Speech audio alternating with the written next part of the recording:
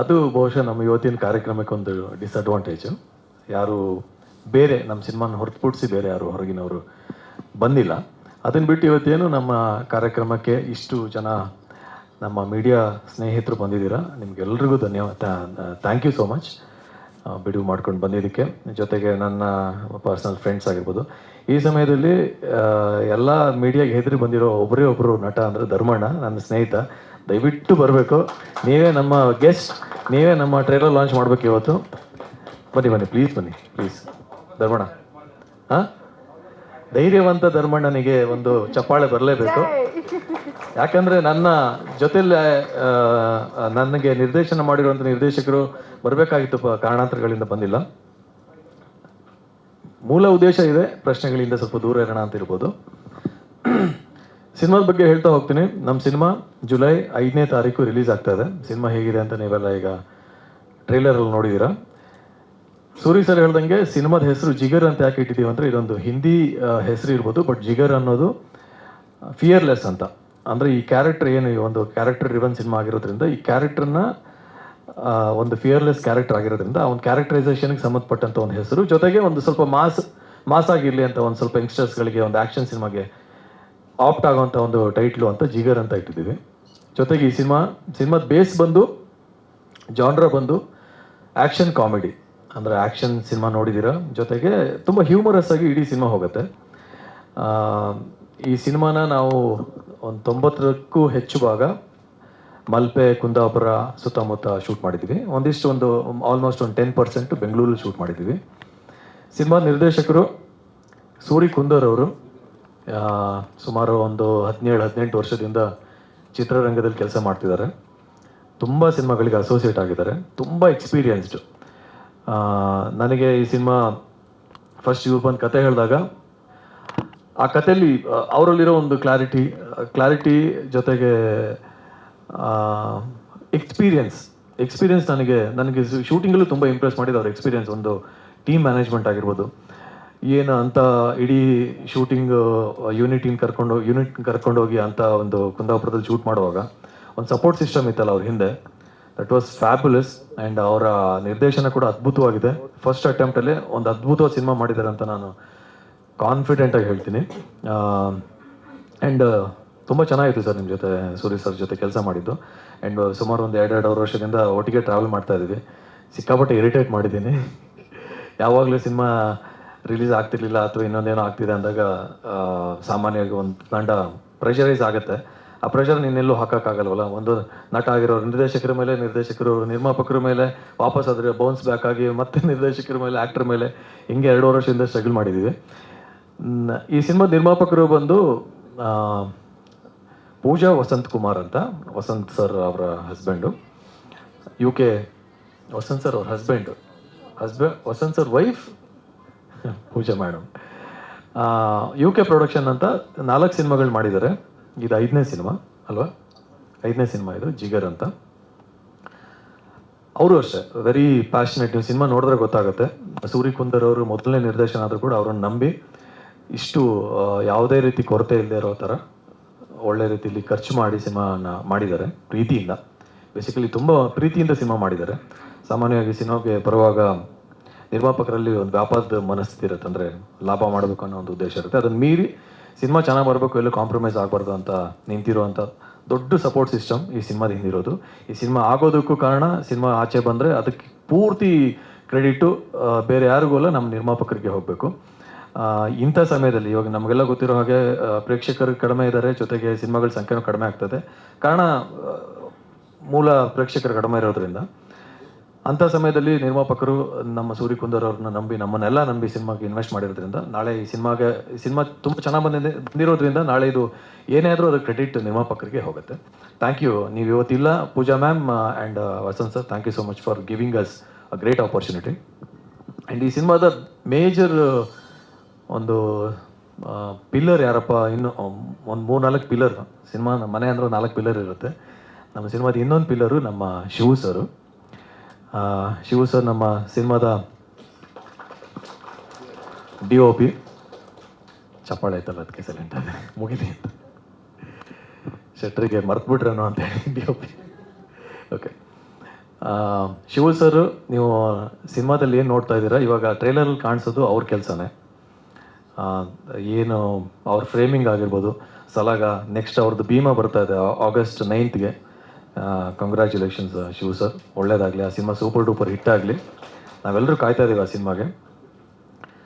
ಅವರ ಶಕ್ತಿ, ಸೂರಿ ಕುಂದರ್ ಅವರು ಮೊದಲನೇ ನಿರ್ದೇಶನ ಆದರೂ ಕೂಡ ಅವ್ರ ಕ್ಲಾರಿಟಿ ಎಷ್ಟೇ ಚೆನ್ನಾಗಿದ್ರು ಕೂಡ ನಾನು ನೋಡ್ದಂಗೆ ಸೆಟ್ಟಲ್ಲಿ ಸೂರಿ ಕುಂದರ್ ಅವರು ಅಷ್ಟೇ ಕ್ರಿಯೇಟಿವ್ ಆಗಿ ಇನ್ವಾಲ್ವ್ ಆಗಿ ಸೀನ್ಗಳನ್ನು ಮಾಡುವಾಗ ಅವರ ಕಾಂಟ್ರಿಬ್ಯೂಷನ್ ತುಂಬ ದೊಡ್ಡದು. ಆ್ಯಂಡ್ ಸೂರಿ ಕುಂದರ್ ಅವ್ರ ಕೆಲಸ ಇನ್ನೂ ಕಾಣಿಸಿಲ್ಲ, ಬಹುಶಃ ಸಿನಿಮಾ ಬಂದಮೇಲೆ ಕಾಣಿಸುತ್ತೆ. ಈ ಕಾಣಿಸ್ತಾ ಇರೋದು ಪೂರ್ತಿ ಕೆಲಸ, ಈ ಟ್ರೈಲರ್ದು ಏನು ಕ್ರೆಡಿಟ್ ಇದೆ, ಗ್ರೇಡಿಂಗ್ ಆಗಿರ್ಬೋದು ಅಥವಾ ಏನೊಂದು ಫ್ರೇಮಿಂಗ್ ಆಗಿರ್ಬೋದು, ಆ ಸಾಂಗು ಎಲ್ಲ ಮ್ಯಾಕ್ಸಿಮಮ್ ಕಾಂಟ್ರಿಬ್ಯೂಷನ್ ಶಿವು ಸರ್ದೆ. Shivu sir, thank you so much. ನೀವು ಸಿನಿಮಾದಲ್ಲಿ ಒಳಗೆ ಬರಬೇಕಾದ್ರೆ ಇದ್ದಂಥ ಒಂದು ಕಾನ್ಫಿಡೆನ್ಸು, ಧೈರ್ಯನೇ ನೀವು, ನಿಮ್ಮ ಎಕ್ಸ್ಪೀರಿಯನ್ಸ್ ಆಗಿರ್ಬೋದು. ಆ್ಯಂಡ್ ನೀವು ಒಳಗೆ ಬಂದಮೇಲೆ ಆ ಸಿನಿಮಾದ ಕ್ವಾಲಿಟಿ ಬೇರೆ ಲೆವೆಲಲ್ಲಿ ಹೋಗಿದೆ. Thank you sir.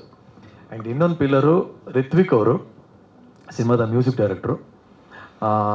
ರಿತ್ವಿಕ್ ಸರ್ದು ತುಂಬ ಒಂದು ಈಗಿನ ಹೊಸ ಜನ್ರೇಷನ್ ಮ್ಯೂಸಿಕ್ ಡೈರೆಕ್ಟ್ರಲ್ಲಿ ಅದ್ಭುತವಾಗಿ ಕಂಪೋಸ್ ಮಾಡುವ ಎಲ್ಲ ಪೊಟೆನ್ಷಿಯಲ್ ಇರುವ ಒಬ್ಬ ಸ್ಟಾರ್ ಮ್ಯೂಸಿಕ್ ಡೈರೆಕ್ಟರ್ ಆಗುವ ಎಲ್ಲ ಪೊಟೆನ್ಷಿಯಲ್ ಇರುವ ಮ್ಯೂಸಿಕ್ ಡೈರೆಕ್ಟರ್ ಅವರು. ಅವ್ರಿಗೊಂದು ಚಪ್ಪಾಳೆ ಬರಲೇಬೇಕು, ಯಾಕಂದರೆ ಈ ಟ್ರೈಲರ್ನ ಅದ್ಭುತವಾಗಿ ಏನೋ ಮ್ಯೂಸಿಕ್, ನಾವು ಟ್ರೈಲರ್ ವಿತೌಟ್ ಮ್ಯೂಸಿಕ್ ನೋಡುವಾಗ ಏನೋ ಫೀಲ್ ಇತ್ತು, ಅದು ಮ್ಯೂಸಿಕ್ ಬಂದಮೇಲೆ ಫಸ್ಟ್ ಹಿಂಗೆ ಟ್ರೈಲರ್ ಇಷ್ಟ ಆಯ್ತಾ, ಚೆನ್ನಾಗಿದೆಯಾ, ಇಷ್ಟ ಆಯ್ತಾ, ಓಕೆ. ಟ್ರೈಲರ್ನ ಮ್ಯೂಸಿಕ್ ಮಾಡಿ ಜೊತೆಗೆ ಮೂವಿಗೂ ಕೂಡ ಅಷ್ಟೇ ಚೆನ್ನಾಗಿ ಮ್ಯೂಸಿಕ್ ಮಾಡಿದ್ದಾರೆ. ಹಾಡುಗಳು ಕೂಡ ತುಂಬ ಚೆನ್ನಾಗಿ ಮಾಡಿದ್ದಾರೆ. ಆ್ಯಂಡ್ ಅವ್ರ ಆ್ಯಕ್ಟ್ರ್ ಕೂಡ. So thank you sir, and all the best sir. ಆಮೇಲೆ ನಮ್ಮ ಜ್ಞಾನೇಶ್ ಅವರು ಎಡಿಟ್ರು ಬರಲಿಲ್ಲ, ಅವರು ಎಲ್ಲಿದ್ದಾರೆ? ಜ್ಞಾನ ಸರ್ ಎಲ್ಲಿದೆ ಸರ್? ಜ್ಞಾನೇಶ್ ಸರ್ ಇದ್ದೀರಾ ಸರ್? ಕೈ ಎತ್ತಿ ಸರ್. ಇಲ್ಲ, ಬಂದಿಲ್ಲ. ಓಕೆ. ಸೊ ಅವ್ರಿಗೂ ಪಾಪ ತುಂಬ ಕಾಟ ಕೊಟ್ಟಿದ್ದೀವಿ ಟ್ರೈಲರ್ ಕಟ್ ಮಾಡುವಾಗ. ಸಾಮಾನ್ಯವಾಗಿ ಈಗೆಲ್ಲ ಟ್ರೈಲರ್ ಕಟ್ ಮಾಡುವಾಗ ಬೇರೆಯವರು ಏಜೆನ್ಸಿ ಕೊಟ್ಟು ಕಟ್ ಮಾಡಿಸೋ ಒಂದು ಕಲ್ಚರ್ ಇದೆ. ಬಟ್ ಇಲ್ಲಿ ನಾವೇ ಕಟ್ ಮಾಡಬೇಕಾದಂಥ ಪರಿಸ್ಥಿತಿ ಬಂದಾಗ ನಾನು ಡೈರೆಕ್ಟ್ರು ಹೋಗಿ ಒಂದು 50 ಸಲ ಅವರ ಆಫೀಸಲ್ಲಿ ಕೂತು ಮನಸ್ಸಿಗೆ ಏನೇನು ಸರಿ ಅನಿಸುತ್ತೋ, ಮತ್ತೆ ಸರಿ ಆಗಿಲ್ಲ ಅಂದ ತಕ್ಷಣ ಅವ್ರಿಗೆ ಫೋನ್ ಮಾಡೋದು, ಇರಿಟೇಟ್ ಮಾಡಿದ್ದೀವಿ. Thank you for tolerating us sir. ಎಲ್ಲಿದ್ದೀರಾ? ಆಮೇಲೆ ಚೇತನ್ ಸರ್ ಇದ್ದಾರೆ, ನಮ್ಮ ಸೌಂಡ್ ಡಿಸೈನ್ ಮಾಡಿದ್ದವ್ರೆ. ನವೀನ್ ಸರು. ಆ್ಯಂಡ್ ಗಣೇಶ್ ಅವರು ಇದ್ದಾರೆ, ನಮ್ಮ ಲಿರಿಕ್ ರೈಟ್ರು. ಬ್ಯಾಂಗ್ ಸಿನಿಮಾದ ಅದೇ ಬುಲೆಟ್ ಸಾಂಗ್, ಡುಯೆಟ್ ಸಾಂಗ್ ಬರೆದಿದ್ದು ಇನ್ನೊಂದು ಸಾಂಗ್ ತಾನೆ, ಈ ಸಾಂಗ ಇವಾಗ ಬಂತಲ್ಲ, bit song. Yes, thank you sir. ಆಮೇಲೆ ಇವಾಗ ನಟರ ವಿಷಯಕ್ಕೆ ಬಂದರೆ, ಇವಾಗ ಸಿನಿಮಾದಲ್ಲಿ ನಾನು ಆ್ಯಕ್ಟ್ ಮಾಡಿದ್ದೀನಿ, ವಿಜಯಶ್ರೀ ಅವ್ರು ಆ್ಯಕ್ಟ್ ಮಾಡಿದ್ದಾರೆ. ವಿಜಯಶ್ರೀ ಅವ್ರದ್ದು ಬಹುಶಃ 2ನೇ 3ನೇ ಸಿನಿಮಾ ಅನ್ಸುತ್ತೆ ಕನ್ನಡದಲ್ಲಿ, 3ನೇ ಸಿನಿಮಾ. ಜೊತೆಗೆ ಯಶ್ ಶೆಟ್ರು ಮಾಡಿದ್ದಾರೆ. ಯಶ್ ಶೆಟ್ರು ಬಂದಮೇಲೆ ಸಿನಿಮಾಗೆ ಒಂದು ಒಳ್ಳೆ ತೂಕ ಬಂತು. ಅದ್ಭುತವಾದ ವೆರಿ ಟ್ಯಾಲೆಂಟೆಡ್ ಅಪ್ಕಮಿಂಗಲ್ಲಿ ತುಂಬ ಮುಂಚೂಣಿಯಲ್ಲಿರುವಂಥ ಕಳನಟ ಅವರು. ಸೊ ಅವ್ರು ನಮ್ಮ ಸಿನಿಮಾಗೆ ಬಂದಮೇಲೆ ತುಂಬ ಒಂದು ದೊಡ್ಡ ಶಕ್ತಿ ಬಂತು. ಥ್ಯಾಂಕ್ ಯು ಶೆಟ್ರೆ for accepting and doing it. ಆಮೇಲೆ ಲೋಕಿ ನನ್ನ ಸ್ನೇಹಿತನ ಪಾತ್ರ ಮಾಡಿದ್ದಾರೆ, ತುಂಬ ಅದ್ಭುತವಾಗಿ ಮಾಡಿದ್ದಾರೆ. ಲೋಕಿ ಹೆಂಗೆ ಅಂದರೆ ಈ ಮುನ್ನಾಬಾಯಿ MBBS ಸರ್ಕಿಟ್ ಥರ ನನಗೆ ಈ ಸಿನಿಮಾದಲ್ಲಿ.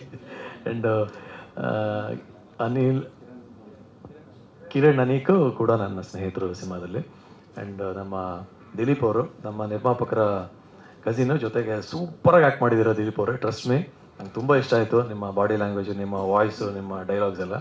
ಸಾಮಾನ್ಯವಾಗಿ ಪ್ರೊಡ್ಯೂಸರ್ ಕಡೆ ಬಂದವರು ಅನ್ನೋ ಮೈಂಡ್ಸೆಟ್ ಇರುತ್ತೆ. ಬಟ್ ಇಲ್ಲಿ ಪ್ರೊಡ್ಯೂಸರ್ ಕಡೆನೂ ಆಗಿದ್ರು ಕೂಡ ಅದ್ಭುತವಾದ ಆ್ಯಕ್ಟಿಂಗ್ ಮಾಡಿದ್ದೀರಾ, ತುಂಬ ಚೆನ್ನಾಗಿ ಆಪ್ಟಾಗಿ ಮಾಡಿದ್ದೀರಾ. ಆಮೇಲೆ ಸಾಮಾನ್ಯ ಪ್ರೊಡ್ಯೂಸರ್ ಕಡೆ ಟ್ರಿಮ್ ಆಗುತ್ತಲ್ಲ, ನಿಮ್ಮದು ಈ ಟ್ರಿಮ್ ಆಗದೇ ಎಲ್ಲ ಉಳಿಸಿದ್ದೀವಿ, ಅಂದರೆ ಇನ್ನೂ ಸ್ವಲ್ಪ ಇಲ್ಲಿ ಚೆನ್ನಾಗಿದೆ ಅಂತ. ತುಂಬ ಚೆನ್ನಾಗಿ ಪರ್ಫಾರ್ಮ್ ಮಾಡಿದ್ದಾರೆ. ಭವ್ಯ ಅವರು, ಭವ್ಯ ಅವರು ಕೂಡ ಅವರು ಎಷ್ಟು ಚೆನ್ನಾಗಿ ಮಾಡಿದ್ದಾರೆ ಅಂದರೆ, ಕೊನೆಗೆ ಇವ್ರದ್ದು ಚೆನ್ನಾಗಿದೆ ಇವ್ರ ಪೋರ್ಷನ್ ಅಂತೇಳಿ ಕೊನೆಗೆ ಒಂದು ವಾಯ್ಸ್ ಓವರೆಲ್ಲ ಇಂಪ್ರೂವೈಸ್ ಆಗಿ ಆ್ಯಡ್ ಮಾಡಿದ್ದೀವಿ. ಸೊ ಫೈನಲಿ ಸಿನಿಮಾ ತುಂಬ ಚೆನ್ನಾಗಿ ಬಂದಿದೆ ಇಲ್ಲಿವರೆಗೂ ನಾವು ನೋಡಿರೋ ಪ್ರಕಾರ.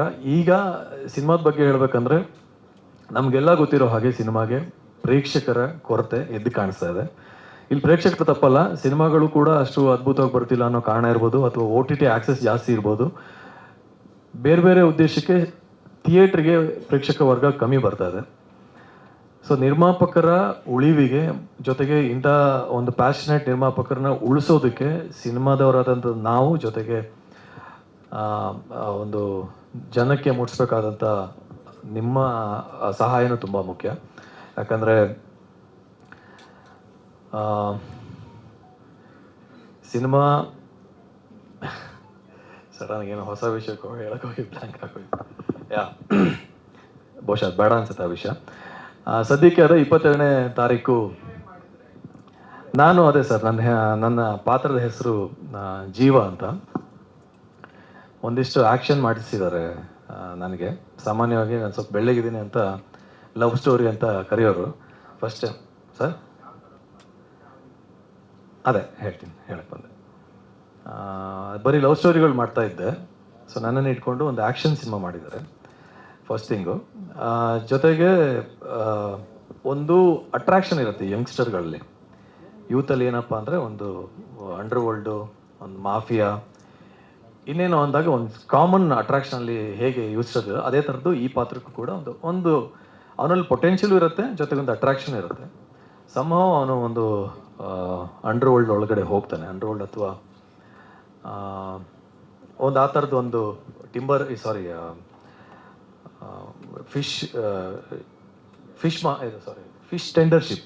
ಫಿಶ್ ಟೆಂಡರ್ಶಿಪ್ದು ಒಂದು ಪಾಲಿಟಿಕ್ಸ್ ಇರುತ್ತಲ್ಲ. ಅಲ್ಲಿ ಪಾಲಿಟಿಕ್ಸ್ ಅಂದಮೇಲೆ ಅಲ್ಲಿ ದೊಡ್ಡ 100 ಕೋಟಿದು ಒಂದು ವ್ಯವಹಾರ ನಡೆಯುತ್ತೆ. 100 ಕೋಟಿ ವ್ಯವಹಾರ ಅಂದಮೇಲೆ ಒಂದು 2-3 ಗುಂಪು ಇರುತ್ತೆ. ಗುಂಪು ಅಂದಮೇಲೆ ಅವ್ರ ಜೊತೆ ಒಂದು ದೊಡ್ಡ ಸಂಘ ಇರುತ್ತೆ. ಸೊ ಸಂಘ ಇದ್ಮೇಲೆ ಸಂಘರ್ಷ ಇರುತ್ತೆ. ಆ ಥರದಲ್ಲಿ ಇರುವಂಥ ಆ ಥರ ಅನಿವಾರ್ಯವಾಗಿ ಒಳಗಡೆ ಎಂಟ್ರಾಗಿ ಒಳಗಡೆ ಹೋದ್ಮೇಲೆ ಹೇಗೆ ಟ್ರ್ಯಾಪ್ ಆಗ್ತಾರೆ ಸಾಮಾನ್ಯವಾಗಿ ಒಬ್ಬ ಯುವಕರು ಇಂಥ ಒಂದು ವ್ಯವಸ್ಥೆ ಒಳಗಡೆ ಟ್ರ್ಯಾಪ್ ಆದಾಗ ಹೊರಗೆ ಬರೋದು ಎಷ್ಟು ಕಷ್ಟ. ಜೊತೆಗೆ ಒಂದು ಫ್ಯಾಮಿಲಿ, ಒಂದು ತಾಯಿ ತಂಗಿ, ಮಧ್ಯದಲ್ಲಿ ಒಂದು ಪ್ರೀತಿ ಹುಡುಗಿ, ಇವೆಲ್ಲದ್ರ ನಡುವೆ ಒಂದು ಮಾಫಿಯಾದ ಒಳಗಡೆ ಸಿಕ್ಕಾಕೊಂಡಾಗ ಇನ್ನೊಂದು 2-3 ಟೀಚರ್ ಇನ್ಸಿಡೆಂಟ್ ಆದಾಗ ಕೊನೆಯಲ್ಲಿ ಏನಾಗುತ್ತೆ ಅನ್ನೋದೇ ಮೂಲಕತೆ. ಸೊ ಈ ಪಾತ್ರದ ಮೇಲೆ ಕ್ಯಾರೆಕ್ಟರ್ ಡ್ರಿವನ್, ಈ ಪಾತ್ರದ ಮೇಲೆ ಇಡೀ ಸಿನಿಮಾ ಟ್ರಾವೆಲ್ ಆಗುತ್ತೆ. ಅಷ್ಟು ಬಿಟ್ಟು ಏನಾದ್ರು ಹೇಳೋಕ್ಕಾಗತ್ತಾ ಕತೆ ಬಗ್ಗೆ? ಅಷ್ಟೇ ಸರ್. ಬೇರೆ ಏನಾದ್ರು ಪ್ರಶ್ನೆ ಇದೆಯಾ ಸರ್? ಪ್ರೆಸೆನ್ಸ್ ಇತ್ತು. ನೀವು ಹೇಳೋ ಥರ ಜಾಸ್ತಿ ಇನ್ವಾಲ್ವ್ಮೆಂಟ್ ಇರಲಿಲ್ಲ, ಯಾಕಂದರೆ ಅಗತ್ಯನೂ ಇರಲಿಲ್ಲ ಅನಿಸ್ತು. ಅಲ್ಲಿ ದೊಡ್ಡ ನಿರ್ಮಾಪಕರು, ದೊಡ್ಡ ಸಂಸ್ಥೆ ಇತ್ತು. ಸೊ ಆ್ಯಸ್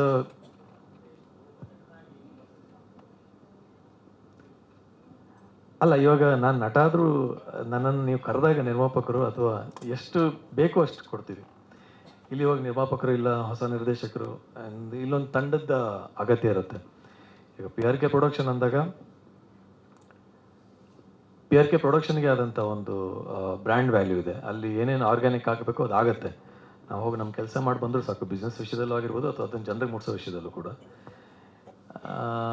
ಅದೇ ಅಲ್ಲಿ I was doing my part, ಒಂದು ಜಾಬ್ ಥರ ಮಾಡ್ತಿದ್ದೆ. ಇವಾಗ ನನ್ನನ್ನು ಜಾಬ್ ಥರ ಹೈರ್ ಮಾಡಿದ್ರು, I have done my part. ಇಲ್ಲಿ ಸ್ವಲ್ಪ ಜವಾಬ್ದಾರಿ ಇದೆ ಸರ್.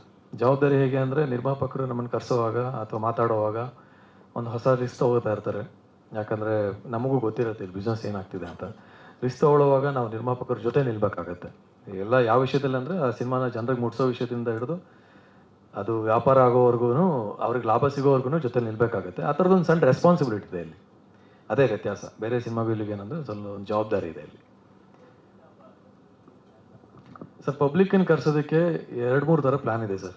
ಒಂದು, ನಮಗೆಲ್ಲ ಗೊತ್ತಿರೋ ಹಾಗೆ ದೊಡ್ಡ ಎಸ್ಟಾಬ್ಲಿಷ್ ಆಗಿರೋ ಆ್ಯಕ್ಟ್ರುಗಳು ಅಥವಾ ವ್ಯಕ್ತಿಗಳು ಬಂದು ನಿಂತರೆ ಒಂದಿಷ್ಟು ಜನಕ್ಕೆ ರೀಚ್ ಆಗುತ್ತೆ. ಇನ್ನೊಂದು, ಮೀಡಿಯಾದ ಮೂಲಕ ಸಿನಿಮಾ ಚೆನ್ನಾಗಿದ್ರೆ ಮೀಡಿಯಾದವರು ಸಪೋರ್ಟ್ ಮಾಡ್ತಾರೆ, ಜನನೂ ಸಪೋರ್ಟ್ ಮಾಡ್ತಾರೆ. ಇನ್ನೊಂದು, ನಾವು ಹಣ ಚೆಲ್ಲಬೇಕು ಸರ್, ಜಾಸ್ತಿ ಹಣ ಚೆಲ್ಲಬೇಕು. ಎಷ್ಟು ಚೆಲ್ತೀವೋ, ಎಲ್ಲಿ ಯಾವ್ಯಾವ ಪ್ಲ್ಯಾಟ್ಫಾರ್ಮ್ಗಳಲ್ಲಿ ನೀವು we should by and get the slot ಅಲ್ಲ. ಹಣ ಖರ್ಚು ಮಾಡುವಾಗ ಈ ಥರದ ಹೊಸ ಸಂಸ್ಥೆಯಲ್ಲಿ ಏನಾಗುತ್ತೆ, ಹೊಸ ಸಿನಿಮಾಗಳಲ್ಲಿ ಸಿನಿಮಾ ರಿಲೀಸ್ ಆಗೋ ಟೈಮಲ್ಲಿ ನಿರ್ಮಾಪಕರಿಗೆ ಒಂದು ಸಣ್ಣ ಭಯ ಶುರು ಆಗುತ್ತೆ. ಇಷ್ಟು ಖರ್ಚು ಮಾಡಿಬಿಟ್ಟಿದ್ದೀವಿ, ನಾವು ರಿಲೀಸಿಗೆ ಹಾಕೋ ದುಡ್ಡು ಬರದೇ ಇದ್ರೆ ಏನೋ ಅನ್ನೋ ಒಂದು ಇನ್ಸೆಕ್ಯೂರಿಟಿಲಿ ಏನು ಮಾಡ್ಬಿಡ್ತಾರೆ, ಅಲ್ಲಿ ಸ್ವಲ್ಪ ಹಿಡಿಯೋಕ್ಕೆ ಶುರು ಮಾಡ್ತಾರೆ. ಹಾಗಾಗಿ ಈ ಪ್ರತಿ ಹೊಸ ಸಿನಿಮಾಗಳು ಕೂಡ ಜನರಿಗೆ ಮುಟ್ಸೋ ವಿಷಯದಲ್ಲಿ, ಯಾಕಂದರೆ 2-3 ಕೋಟಿ ಖರ್ಚು ಮಾಡಿ ಸಿನಿಮಾ ಮಾಡಿರ್ತೀವಿ, ಜನರಿಗೆ ಮುಟ್ಸೋ ವಿಷಯದಲ್ಲಿ ನಾವು ಅಲ್ಲಿ 1000 ರೂಪಾಯಿಗೂ ಕೂಡ ಲೆಕ್ಕ ಹಾಕ್ತೀವಿ. ಅದು ಕಾಮನ್ ಸೈಕಾಲಜಿ, ಏನು ಮಾಡೋಕ್ಕಾಗಲ್ಲ, ಇಟ್ಸ್ ನ್ಯಾಚುರಲ್. ಒಂದು ದಾಟಿ ಜನಕ್ಕೆ ಮುಟ್ಟೋವರೆಗೂ ಇರೋದೆ. ಬಟ್ ಆ ವಿಷಯದಲ್ಲಿ ನಮ್ಮ ನಿರ್ಮಾಪಕರು ಒಂದು ಸಣ್ಣ ಜರ್ನಿ ಇತ್ತು, ಅಂದರೆ ಒಂದು ಸಣ್ಣ ಡೌಟ್ಫುಲ್ ಜರ್ನಿ ಇದ್ದೇ ಇರುತ್ತೆ ಪ್ರತಿ ಸಿನಿಮಾದಲ್ಲೂ. ಬಟ್ ಈಗ ಅವ್ರು ನಮ್ಮ ಜೊತೆ ತುಂಬ ಸ್ಟ್ರಾಂಗಾಗಿ ನಿಂತಿದ್ದಾರೆ. ನಾನು ಸುಮ್ಮನೆ ಆನ್ಲೈನ್ ಲಾಂಚ್ ಮಾಡೋಣ ಸಾಕು ಅಂದರೂ ಕೂಡ ಪ್ರೆಸ್ ಮೀಟ್ ಮಾಡೋಣ, ಒಂದು ಇದು ಮಾಡೋಣ ಅಂತ ಅವರ ಐಡಿಯಾಲಜಿಯಿಂದನೇ ಇವತ್ತು ಈ ಒಂದು ಕಾರ್ಯಕ್ರಮ ಆಗ್ತಿರೋದು. ಬಟ್ ಏನೋ ಆರೋಗ್ಯದ ಕಾರಣದಿಂದ ಅವ್ರು ಬಂದಿಲ್ಲ, ಬೇರೆ ಏನೂ ಇಲ್ಲ.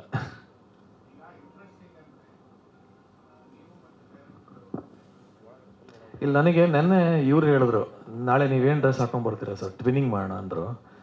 ನಾನು ಹೇಳಲಿಲ್ಲ, ಸುಮ್ಮನೆ ಏನು ನಾವು ಒಳ್ಳೆ ಜೋಡಿ ಥರ ಕಾಣಿಸ್ಬೋದು ಅಂತ. ನೋಡಿದ್ರೆ ನಾವು ಟ್ವಿನ್ನಿಂಗ್ ಆಗಿದ್ದೀವಿ ಸರ್, ಇದು ಕೋ ಇನ್ಸಿಡೆಂಟು. ನಾವು ಒಳ್ಳೆ ಟ್ವಿನ್ ಥರ ಆಗ್ಬಿಟ್ಟಿದ್ದೀವಿ ಇವತ್ತು. ಇಲ್ಲ ಸರ್, ಅದೇನಾಯಿತು ಅಂದರೆ ಅವ್ರದ್ದೊಂದು ಶರ್ಟ್ ಬಟ್ಟೆ 2.5 ಮೀಟರ್ ತಾಂಡಿದ್ರಂತೆ. ಸ್ವಲ್ಪ ಉಳಿದಿದೆ, ಕಳಿಸ್ಲಾ ಸರ್, ನೀವು ಸಣ್ಣ ಇರಲ್ಲ ಅಂದರು. ಕಳಿಸಿದ್ರು, ಹೊಲ್ಸ್ ಹಾಕೊಂಬನ್ನಿ. ಮತ್ತೇನಿದೆ ಸರ್, ಅಷ್ಟೇ ಅಲ್ವಾ? ಹಾಂ, ಹೀರೋಯಿನ್ಗ ನಾನು ಯಾಕೆ ಇವತ್ತೆಲ್ಲ ನಾನೇ ಮಾತಾಡ್ತೀನಿ, ಅನುಷಾ ಮೇಡಮ್ ಮಾತಾಡಬೇಕು. ಆದಷ್ಟು ನನಗೆ ಬರುವಾಗ ಒಂದು ತಲೆಯಲ್ಲಿ ಏನು ಬಂತು ಅಂದರೆ, ಆಲ್ರೆಡಿ ಟ್ರೈಲರ್ ಲಾಂಚ್ ಆಗ್ಬಿಟ್ಟಿದೆ, ನಾವು ಬರೋ ಮುಂಚೆನೇ ಯೂಟ್ಯೂಬಲ್ಲಿದೆ. ಆದಷ್ಟು ಸಿನಿಮಾದ ಬಗ್ಗೆ ನಮ್ಮ ಡೈರೆಕ್ಟರ್ ಬೇರೆ ಹೇಳ್ಬಿಟ್ಟಿದ್ರು ಫಸ್ಟ್, ನಾವು ಕ್ಯಾಮ್ರಾ ಏನು ಮಾತಾಡಲ್ಲ ಅಂತ. ಸಿನಿಮಾದ ಬಗ್ಗೆ ಹೆಚ್ಚು ವಿಷಯನ ಮುಟ್ಸೋಣ ಅನ್ನೋ ವಿಷಯಕ್ಕೆ ನಾನು ಹೆಚ್ಚು ಮಾತಾಡಿದೆ.